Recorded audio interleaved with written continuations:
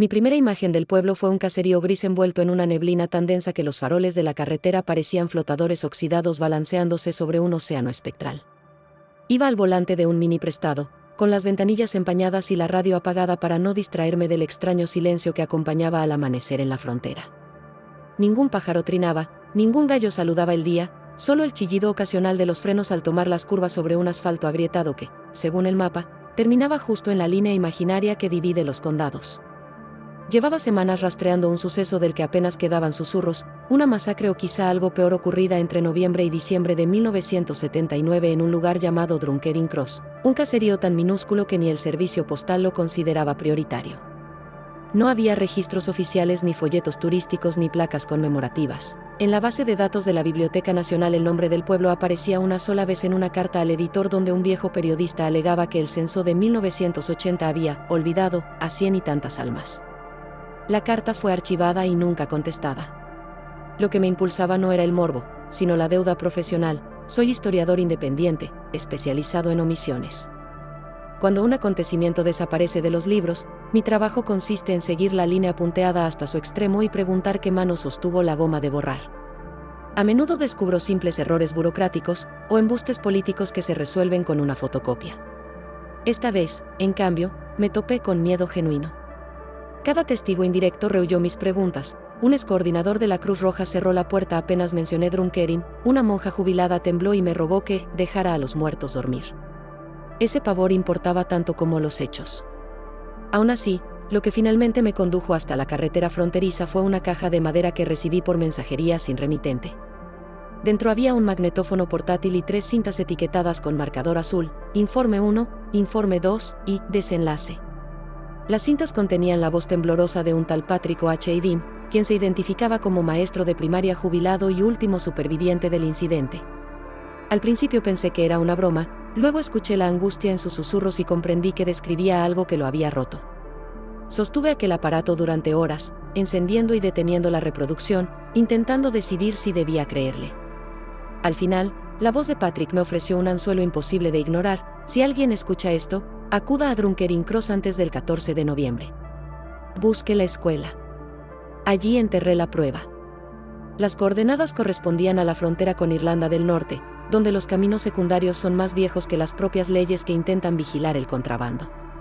Crucé un puente de vigas desportilladas, seguí un riachuelo y encontré la calle principal, una hilera de casas de piedra con techos de pizarra negras, tabernas cerradas, un puesto policial abandonado y un campanario sin reloj que miraba al cielo como un dedo acusador. Me detuve junto a un surtidor oxidado. El combustible olía rancio, la estación estaba desierta, igual que todo lo demás. Solo se escuchaba el siseo leve del viento colándose entre los aleros, arrastrando olor a turba húmeda. Apagué el motor. El silencio redobló, casi sólido. Al bajar, la llovizna me caló el abrigo en segundos. Un letrero torcido colgaba sobre la puerta de la tienda general, McBride & Sons. Golpeé el cristal, pero nadie respondió.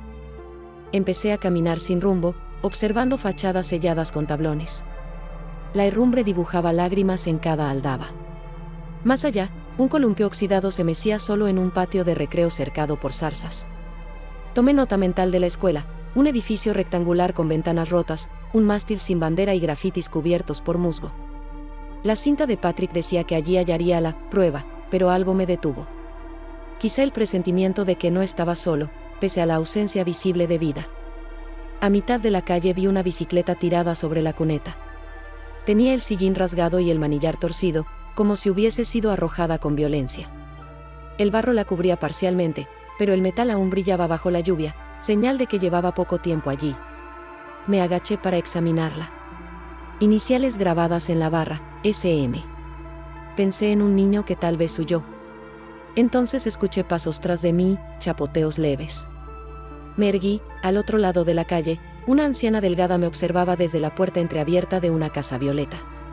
Sus ojos claros resplandecían en la penumbra, el pañuelo empapado se pegaba a su cabello gris.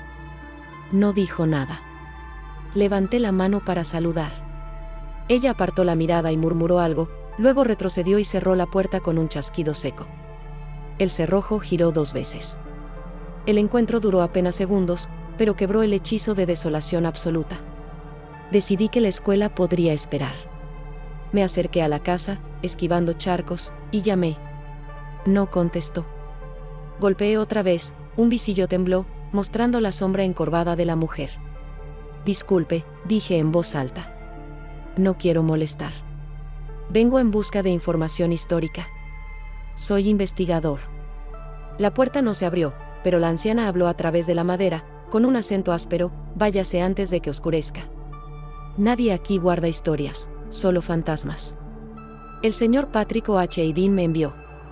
Dijo que... El cerrojo se corrió con brusquedad. La puerta entreabierta dejó entrever un pasillo tenuemente iluminado. Ella me escudriñó, labios fruncidos. Patrick murió hace 14 inviernos, susurró. Que Dios lo tenga. Si lo trajo aquí, será porque no aprendió la lección. Entonces necesito más que nunca su ayuda, contesté. La memoria de este lugar está desapareciendo. Quiero saber qué ocurrió en noviembre de 1979. La mujer exhaló un gemido, casi un llanto viejo. Luego asintió. Entre. No tardaremos. El interior olía a leña húmeda y sopa de col. Pasamos a una sala fría donde el suelo crujía bajo una alfombra raída. Ella se presentó como Bridget McBride, última de su apellido en Drumkerin. Me ofreció té, pero lo rechazó antes de que yo respondiera, como si supiera que mi estómago no aceptaría nada. Se sentó frente a mí, manteniendo las manos enlazadas, y empezó a hablar con voz temblorosa. Patrick era maestro, sí. Yo limpiaba la escuela. Tenía 5 nietos que estudiaban allá. En octubre del 79 comenzaron los problemas. Luces extrañas en los prados, los perros no dejaban de aullar. Pensamos que eran patrullas británicas o contrabandistas. Pero lo que fuera, no hablaba ningún idioma de este mundo. Temblé sin querer. Grabé mentalmente sus palabras. El 31 de octubre, mi nieta Shannon volvió con rasguños. Dijo que, los hombres pálidos, intentaron llevarse a su hermano menor. Patrick los vio también, figuras muy altas, sin rostro, que se movían entre la niebla del río. Al día siguiente, desaparecieron 4 niños. Nadie oyó disparos, ni gritos. Solo el repicar de la campana del viejo campanario, aunque nadie la tocaba desde Pascua. Bridget se interrumpió para secarse las lágrimas con el pañuelo. Yo soy pecadora, señor. No escapé. Me quedé y vi la noche en que el pueblo entero desapareció. ¿Qué sucedió? La mujer tragó saliva. Sus dedos apretaron con fuerza un crucifijo colgado al cuello. Esa noche, el cielo se abrió como una costura reventada. No llovía agua, llovía hollín. Las casas que aún tenían luz se apagaron. El viento arrastró un canto, como si 100 voces susurraran al mismo tiempo una oración que nadie entendía. Y luego, las sombras tomaron forma. Entraron casa por casa. El padre de Patrick quiso enfrentarlas con un rifle, el arma se deshizo en sus manos, como si fuera de sal. La gente gritaba, pero los gritos no salían, se quedaban atorados en la garganta. Me estremecí. La casa crujió bajo un golpe de viento. ¿Cómo sobrevivió usted?, pregunté. Patrick me encerró en el armario de la escuela, respondió con un hilo de voz. Dijo que aguantara hasta que amaneciera. Cuando el sol salió, Drumkerin estaba fantasma. Ni un cuerpo, ni un rastro de sangre. Solo hollín cubriendo todo. Bridget guardó silencio, temblando tanto que la taza vibró contra la mesa. El reloj de pared marcó las 11:01. Entonces sus ojos se iluminaron con pánico nuevo. Váyase, susurró. Antes de que vuelva. ¿Antes de qué? La campana. Repica a medianoche, cada 14 de noviembre. La niebla regresa, y si sigue aquí, se lo llevará. El nombre de la fecha en la cinta, 14 de noviembre. Faltaban 3 días. Sentí un escalofrío correr por mi nuca al recordar que Patrick me advirtió venir antes de esa fecha, no durante. La prueba en la escuela, empecé a decir. Ella negó con desesperación. Quemé todo. Patrick me suplicó, pero yo quemé sus cuadernos, las fotografías, las muestras de hollín. No quería que nadie llamara a aquello de vuelta. Y aún así, regresa. Por Dios, márchese. El viento golpeó las ventanas con un eco hueco. Mi intuición me gritó que no presionara más. Me levanté, agradecí y salí. La lluvia arreció al instante. Corrí al coche y me encerré, tiritando. Encendí el motor, pero no arranqué.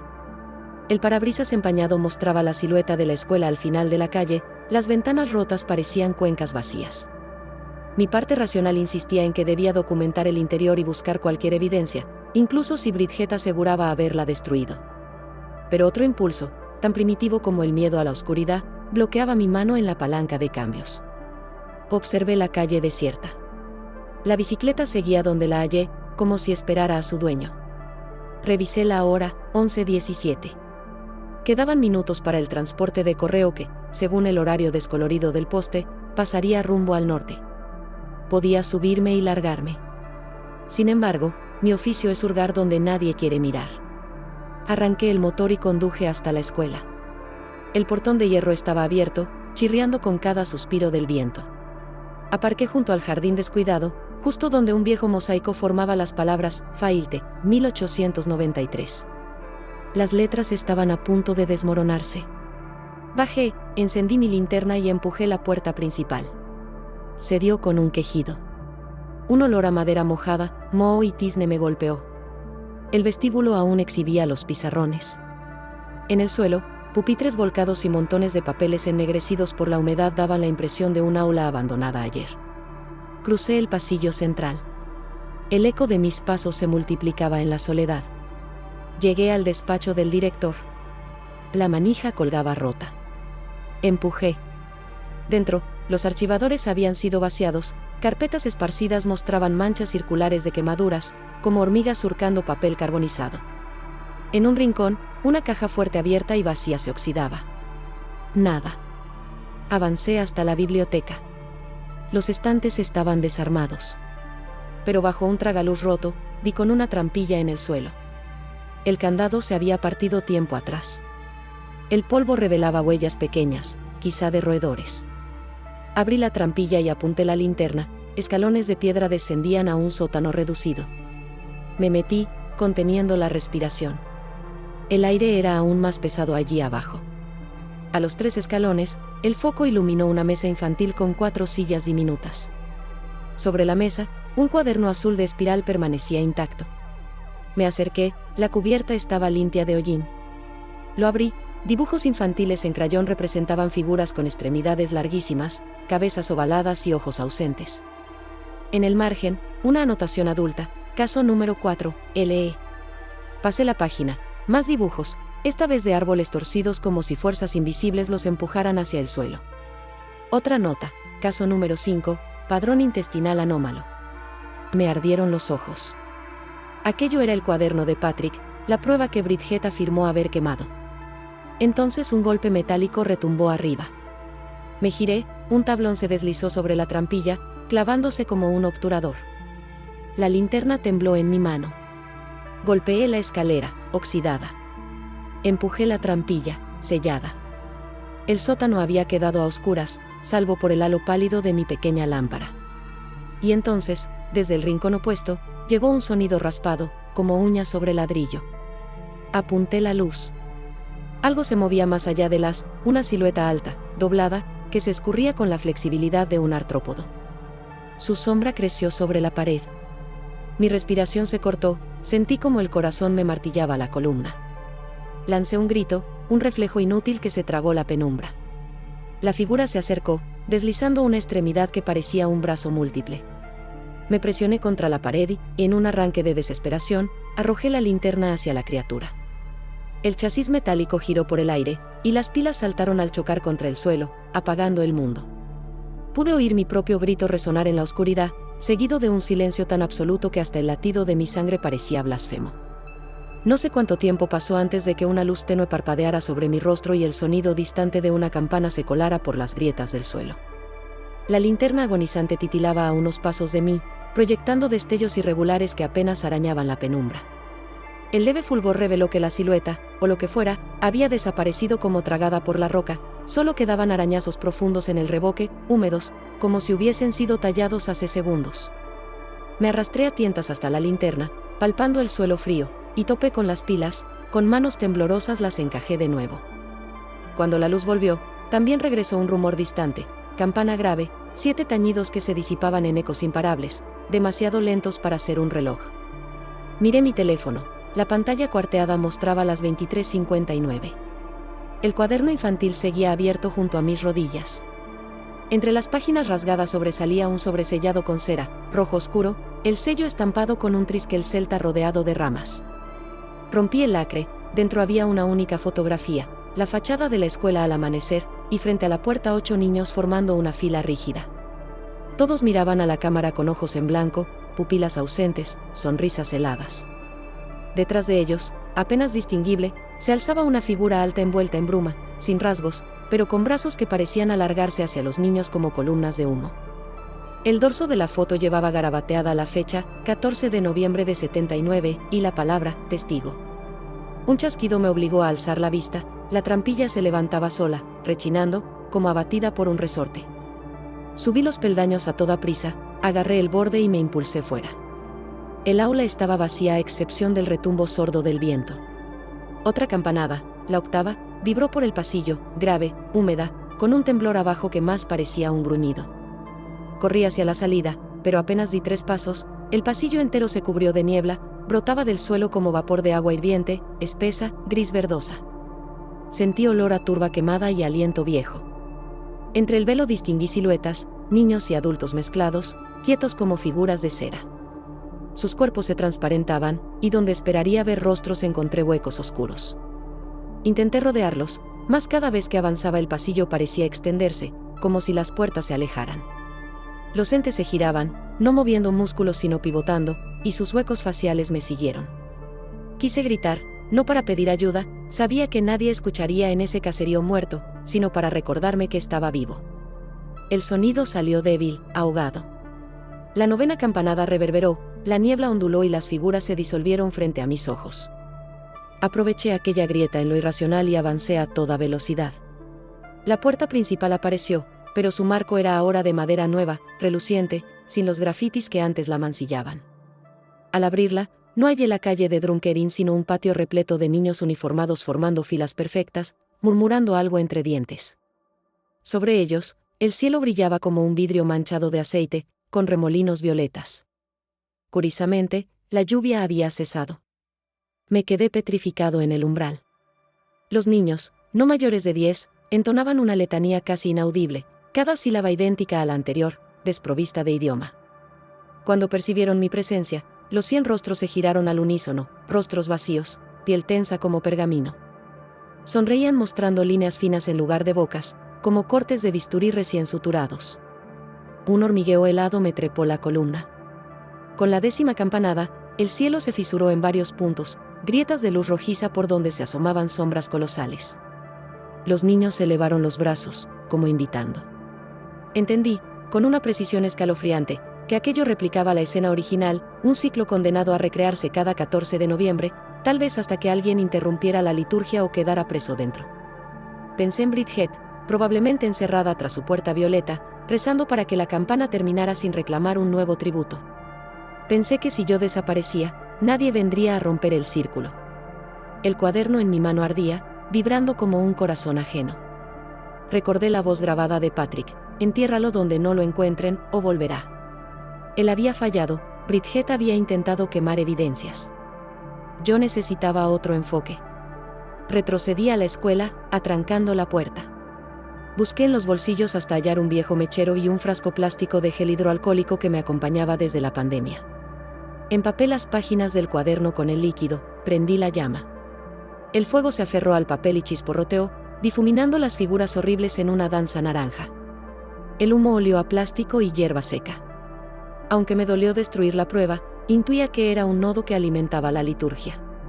Si aquel cuaderno servía de ancla, ¿acaso liberar su memoria fracturaría el ritual? Mientras ardía, la escuela entera tembló, polvo antiguo cayó como lluvia. Afuera se escuchó un gemido coral, los niños se lamentaban, no con voces infantiles sino con tonos graves, demasiado viejos. La 11ª campanada tronó y las grietas en el cielo relampaguearon. Las sombras colosales se contrajeron, como si algo las jalara de regreso. El fuego consumió las últimas páginas y se apagó por falta de oxígeno, dejando un círculo negro sobre el piso. El campanario emitió la 12ª campanada. El retumbar final salió cortado, desgarrado, como si la cuerda del badajo hubiera reventado. Silencio. Me asomé por la puerta, el patio estaba vacío. Ni un niño, ni un eco de esa misa demencial. El cielo recuperó su neblina típica, plomiza, y la lluvia volvió en un susurro. Un soplo de viento trajo olor a ceniza mezclado con tierra húmeda. Sentí vértigo. No estaba seguro de haber interrumpido el ciclo o simplemente haber sobrevivido al turno de este año. Bajé los peldaños y avancé hacia mi coche. Las luces del tablero parpadeaban, se habían encendido solas, como si el Mini se inquietara ante mi regreso. Metí la llave pero no arranqué. Miré el interior de la cabina, pues había dejado la cinta magnetofónica sobre el asiento trasero. Estaba allí, junto con las 2 cintas aún vírgenes. Con manos entumecidas inserté la segunda cinta, quería oír la voz de Patrick, ahora que sabía la fecha límite. La reproducción crepitó. Patrick sonaba más sereno en esta grabación, aunque cansado. Si estás escuchando la segunda cinta, significa que quizá te quedaste. Lamento eso. No es mi intención atraerte a la muerte, solo busco un heredero de la memoria. Si destruyes las pruebas, debes comprender que el fenómeno no se limita a objetos. Los objetos son espejos, la auténtica raíz es una fractura en la historia, un lugar donde la guerra, el odio y la pérdida se coagularon y dieron paso a algo que no debería existir. El 14 de noviembre de 1979 fue el ápice. Yo sobreviví porque me escondí, igual que Bridget. Sobrevivimos porque fuimos cobardes. Mientras permanezcamos con vida, el ciclo sigue buscando testigos nuevos. La única forma de sellarlo, creo, es que alguien cuente la historia completa justo antes de la medianoche, en voz alta, desde el campanario, y luego salte. No debe quedar testigo alguno. Tal vez así el bucle se canse. Por eso te pido perdón por adelantado. Sabía que una curiosidad como la tuya no pararía hasta llegar. No tengo derecho a exigirte un sacrificio, pero sé que dentro del campanario hallarás mi diario y las fotos originales. Si decides leerlas en voz alta, que el viento las lleve lejos. Entonces, haz lo que debía hacer yo. La cinta se detuvo. Mis dedos se cerraron con fuerza sobre el volante. Un ronquido lejano resonó, tal vez truenos, o tal vez la campana cediendo a la intemperie. Miré la aguja del reloj, 08. El 14 de noviembre ya había comenzado. El ciclo podía estar latente aún. Un susurro se filtró en mi mente, campanario. Recordé la silueta que había visto al llegar, la torre sin reloj. Arranqué el coche y conduje por la calle silenciosa hasta detenerme junto al campanario.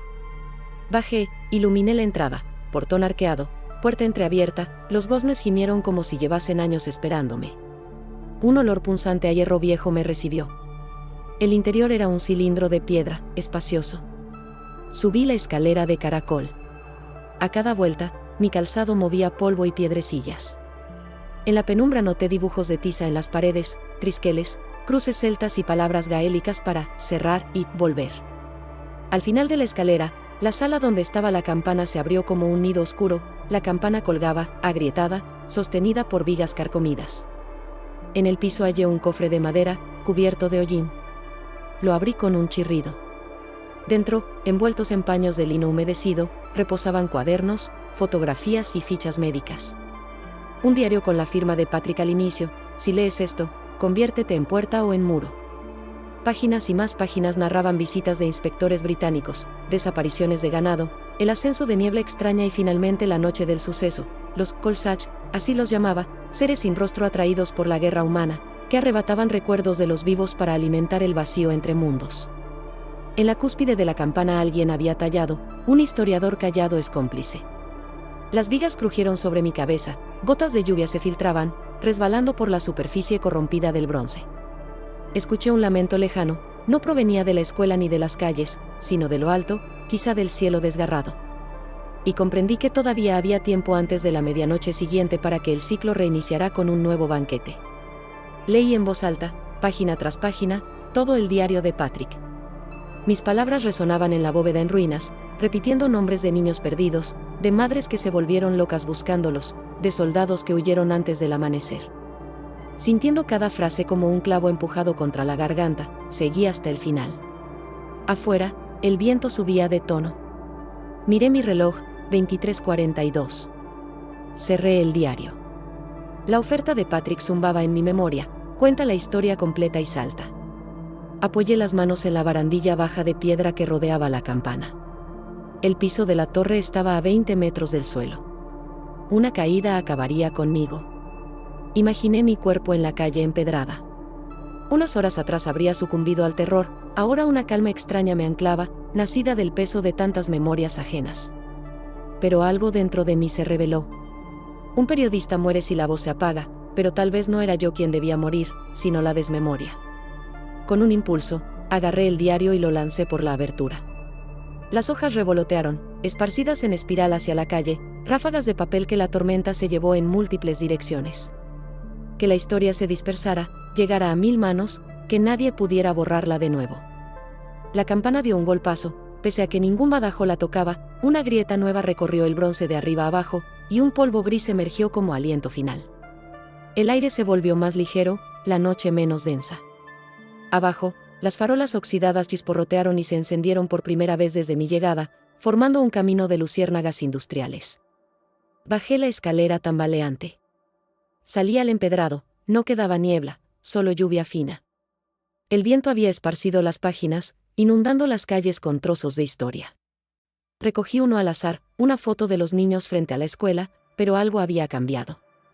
Las pupilas habían aparecido, ojos azules, verdes, castaños, miradas de infancia. Sonreían con dientes de leche. Detrás de ellos ya no había figura alguna. El suelo tembló y una columna de luz silenciosa se elevó junto al campanario, disolviéndose en el cielo. Luego, el silencio. Me dirigí a la casa de Bridget. Toqué 3 veces. Después de unos segundos, ella abrió, sosteniendo una vela. Sus ojos, que horas antes brillaban de pánico, ahora se veían llorosos pero serenos. Movió los labios, se fueron. Asentí. Ella me abrazó sin decir más. En ese gesto entendí que Drunkerin, por fin, respiraba. Me quedé 2 días. Ayudé a Bridget a reunir las páginas que la lluvia no destruyó, las metimos en bolsas de plástico y las enviamos a un archivo independiente de Belfast. En el pueblo, las puertas antes selladas se abrieron como despertando de un largo letargo, un anciano apareció buscando leña, una pareja regresó a recoger fotografías que creían perdidas. Nadie recordaba del todo lo ocurrido, pero las ausencias se convirtieron en recuerdos palpables. A media mañana, vi a niños surcar la calle en bicicletas restauradas, uno de ellos llevaba las iniciales SM en la barra, riendo sin parecer comprender por qué ese metal brillaba tanto bajo el sol. Al tercer amanecer empaqué mis cosas. Me despedí de Bridget, su puerta violeta lucía una corona de brezo fresco. Antes de irme, me entregó una única hoja que conservaba del diario, la dedicatoria de Patrick. Escrita con su trazo tembloroso, para quien sepa mirar la herida en la niebla y, pese a todo, decida contarla. Conduje rumbo al sur, cruzando el puente viejo. En el retrovisor, Drunkerin se volvió un punto gris bajo un cielo resplandeciente. Por primera vez en semanas, la radio captó una melodía folk, flautas y violines. Subí el volumen. Sentí un vacío hondo, pero era de otra clase, no de terror, sino de paz mezclada con duelo. Sabía que la historia seguiría retorciéndose en mis sueños, pero al menos no quedaría atrapada en un cuaderno olvidado. Aún me queda escuchar la tercera cinta. Lo haré, algún día, cuando el viento no vuela a turba y la memoria no duela como un hueso roto. Hoy, mientras dejo atrás la línea fronteriza, confío en que, donde hubo frontera de miedo, ahora crezca un mapa de voces compartidas. Quizá eso baste para que los Colsach sigan a la deriva, incapaces de hallar un eco que los alimente. Pero llevo la lección grabada, la historia que nadie cuenta inventa monstruos. Y en la penumbra de archivos y pasillos, aún quedan demasiadas fechas sin voz. Pasé la frontera rumbo a Sligo deteniéndome en cualquier café que aceptara el billete empapado que llevaba en la billetera, ansiaba un té humeante y un rincón cálido donde pudiese desenrollar los nervios al modo de un gato callejero arropándose en la sombra. Encontré un local diminuto al borde de la carretera, con cristales empañados y un anuncio de sopa del día garabateado en tiza. El interior olía a pan de soda recién horneado y a leña de pino. Pedí una taza de té fuerte y me senté en una mesa contra la pared, todavía calado por la lluvia. Mientras mi cuerpo recuperaba temperatura, mis dedos acariciaron el contorno de la última cinta que Patrick había dejado sin reproducir. Dudé un momento, temiendo desencadenar nuevas grietas en la quietud que empezaba a formarse dentro de mí, pero la curiosidad, ese músculo que no sabe estarse quieto, latía como siempre. Deslicé la cinta en una grabadora digital que suelo llevar cuando trabajo en terreno y ajusté el volumen al mínimo para que nadie más escuchara. Las primeras notas fueron de estática, luego emergió la voz cansada de Patrick, un susurro que casi parecía formar vapor en la atmósfera. Si has llegado hasta aquí y Drunkerin sigue en pie, tal vez hayas hecho lo que yo no pude. Aún así, faltan piezas. Necesitas saber por qué la frontera es grieta y no línea. En 1922, cuando se repartió la tierra como quien divide una sabana vieja, dejaron pueblos enteros sin un mapa claro. Esa ambigüedad se llenó de tensión, de odios invocados cada domingo. Los Colsach aparecieron por primera vez entonces, viajaron en la fisura emocional, alimentándose de resentimiento. Cada década tomaron forma distinta. En los 30 fueron apariciones de monjas sin rostro, en los 50, luces sobre los campos de cebada, y en el 79 adoptaron las voces de los niños perdidos. Yo sobreviví porque documenté todo, la memoria les sirve de espejo y, al mismo tiempo, de candado. Cuando alguien se atreve a nombrarlos completos, se reflejan sin poder alimentarse. Por eso la historia importa, la historia contada es sal en la herida del monstruo. Me incliné hacia la mesa, aturdido por la revelación. Al otro lado del ventanal, la lluvia formaba ríos en miniatura que arrastraban partículas de barro campo abajo. Escuché los cubiertos de los pocos clientes chocando con platos, los murmullos de camareras y pensé en la gente que nunca sabrá que un pueblo entero casi desapareció por 2 generaciones solo porque las fronteras se trazaron con tinta y prisa. Patrick continuó, si decides publicar, no te limites a un artículo. Pon la verdad en todas partes, archivos digitales, fotocopias, lectura pública. Los Colsach son análogos a la oscuridad, donde hay luz, se repliegan, pero basta un parpadeo para que avancen. Las evidencias que quemaste en el colegio eran nodos mayores, pero habrá otros, fotografías en desvanes, diarios escondidos, canciones populares que mencionan a los altos sin rostro. Convierte cada fragmento en un faro. Que la frontera quede iluminada de historias. Apagué la grabadora antes de que la cinta terminara, incapaz de sostener la descarga emocional.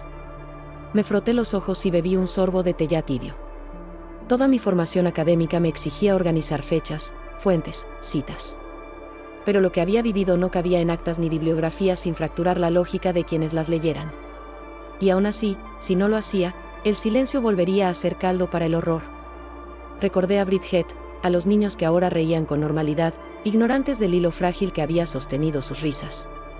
Me levanté, pagué la cuenta y salí al aire húmedo con la determinación repentinamente clara, contaría todo, pero mezclado con la estrategia de Patrick, muchas voces, muchos formatos, imposibles de quemar todos.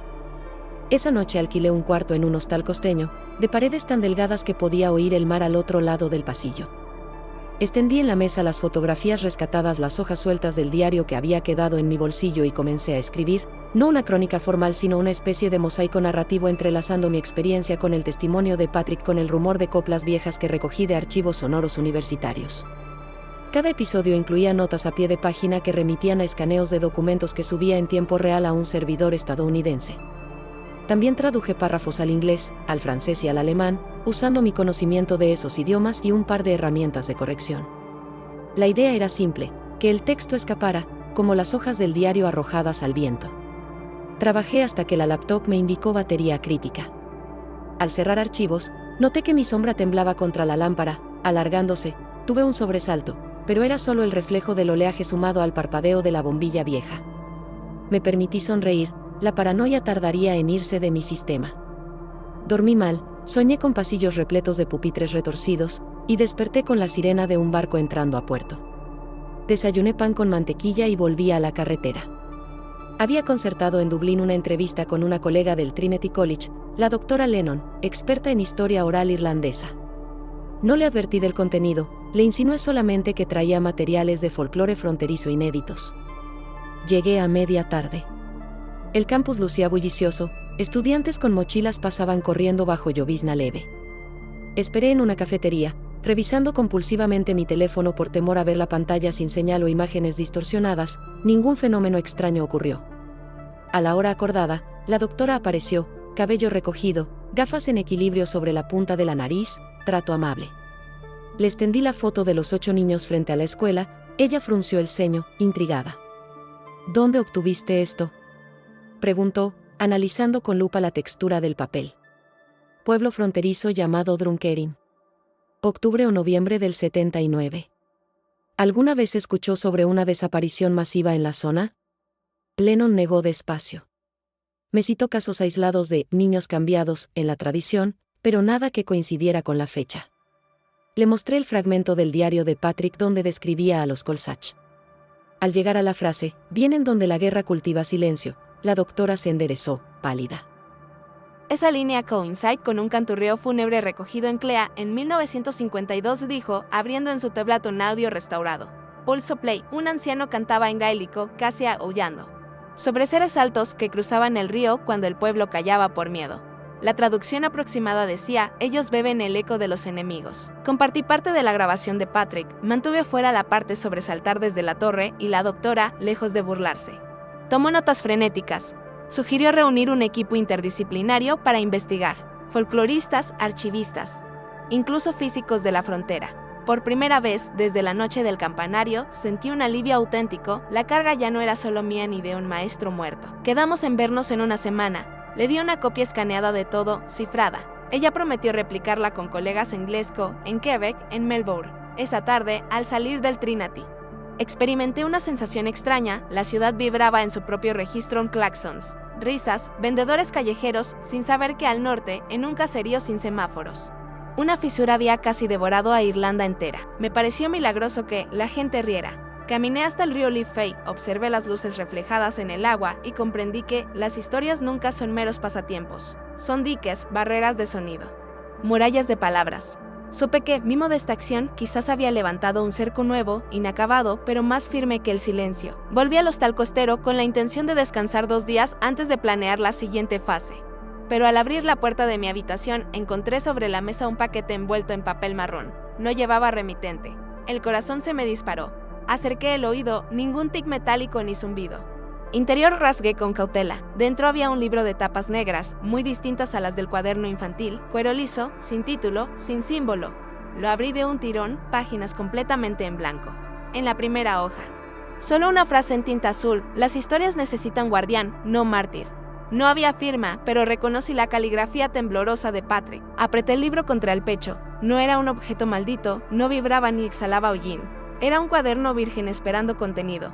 Un nudo me cerró la garganta, Patrick, o algo de su voluntad. Seguía navegando en ese corredor entre mundos, confiando en que la palabra limpia sostuviera la grieta. Esa noche escribí las primeras líneas, relato de los días en Drumkerin, con exactitud quirúrgica pero también con el pulso de la emoción. El cuaderno parecía absorber la tinta con apetito. Cada palabra se asentaba en la página como si hubiese esperado su lugar. Continué hasta bien entrada la madrugada, solo interrumpido por el rugir de las olas. Cuando mis párpados pesaban, ya más que el cansancio, cerré el cuaderno y soplé la vela. Soñé con el campanario, pero no había niebla ni niños sin ojos. Las vigas reparadas sostenían una campana nueva, de bronce limpio. Yo subí a la escalera, llevando el cuaderno en blanco bajo el brazo. Al final, lo colgaba de una cuerda, y cada campanada esparcía letras sobre el valle como semillas. A la mañana siguiente, desperté con una claridad que no recordaba haber sentido en años de expediciones en archivos polvorientos. Ahora la misión no era cazar silencios, sino sembrar historias.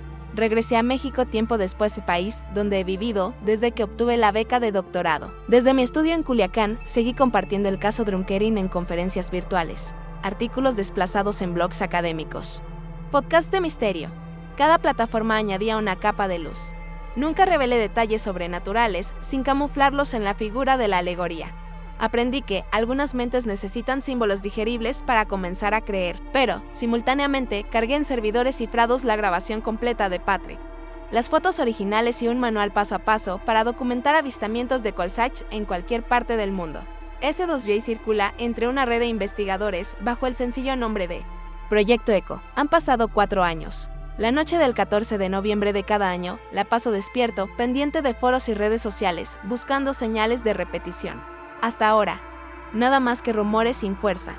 Drumkerin existe otra vez en el mapa. El censo provisional reportó 100 residentes y un centro cultural recién inaugurado en la vieja escuela, restaurada con ayuda europea. Bridget murió hace 2 inviernos. Me enviaron una postal con la foto de su lápida, reposa bajo un tilo. Y en la inscripción eligió una frase gaélica que se traduce: la luz canta, donde guardamos los nombres. A veces pienso que al fin duerme sin campanas. La última vez que abrí el cuaderno negro para Escribir, hallé una hoja intercalada que no recordaba haber escrito. Decía, los Colsach existen donde guardamos rencor. Cuida las grietas de tu propia frontera. Supongo que fue una nota que garabateé a las 3 de la mañana y olvidé. Pero la letra se parece un poco a la de Patrick. Es mejor así, un recordatorio de que el enemigo es tan viejo como la primera línea divisoria. Hace unas semanas impartí un taller sobre narrativas de comunidades silenciadas, en un aula repleta de estudiantes ansiosos por contar historias de barrios olvidados. Terminé la clase con un desafío: encuentro en la frontera ese lugar de silencio que espera tragarse su memoria, y llénenla de palabras. Solo después, mientras recogía mis cosas, sentí un cosquilleo familiar en la nuca. Miré al fondo del aula, alguien había dibujado en la pared un triskel celta con tiza azul. Parpadeé y el dibujo se desdibujó bajo la brisa del ventilador, deshaciéndose en polvo. Me reí quedo, quizá un estudiante fan de mitología, quizá un simple eco que me recordaba no bajar la guardia. Cierro esta crónica con una certeza y una promesa. La certeza: nunca sabré si extinguimos a los Colsach o simplemente los alejamos un tramo más de la ruta. La promesa: mientras mis manos puedan teclear, seguiré escribiendo, porque la palabra en voz alta es una lámpara que hace temblar a todo lo que se nutre de sombra. El cuaderno negro aguarda todavía muchas páginas, y cada página será una puerta cerrada a los monstruos o un puente para quien quiera cruzar con la antorcha en alto.